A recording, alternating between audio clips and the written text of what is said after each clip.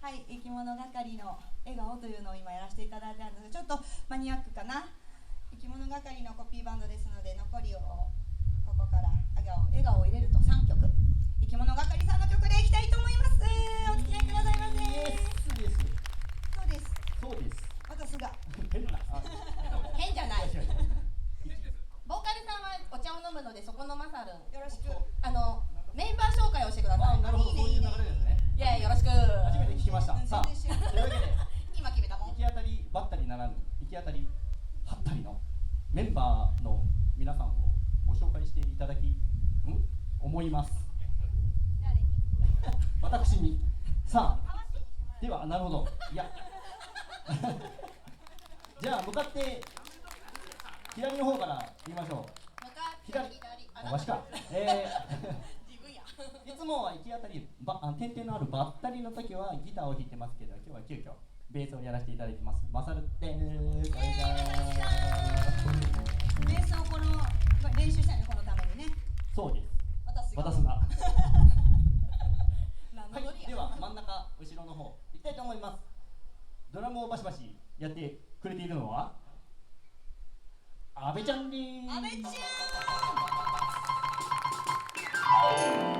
電気的ドラムを叩いております。いろいろね、今回ここに私たちがいるのは阿部ちゃんのおかげですね。お話をくださいました。ありがとうございます。すごい顔が広いよね。顔がでかい。顔が広い。ありがたい。はい。では一番向かって右端。向かって間違えちゃったね。向かって右端。ピアノを弾いておりますのはみくちゃん。保育園の先生。行き当たりばっかりの時はいろんなものを弾いてますね。いろんな鍵盤を弾いてます。そうですね。ドラクエとか。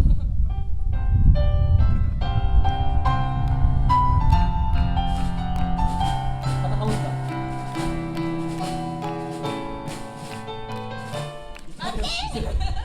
だ。誰か止めてよ。ありがとうございます。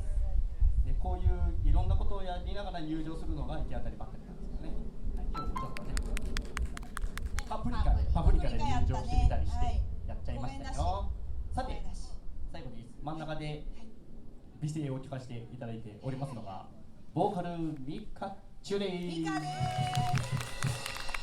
よろしくお願いします。ありがとうございます。どうもどうも。さあというわけでね。はい。米さん楽しくてね、踊りすぎた。疲れちゃったね。米ラウンジさんね。はい。この後も楽しいバンドさんがたくさんいるんでしょう。ね、楽しみですね。最後まで楽しんでいってください。はい、遊んでいきましょう。はい、じゃあ残り2曲を生き物係さんの曲で締めたいと思います。これは準備 OK ですか？知ってる曲あったら一緒に歌ってね。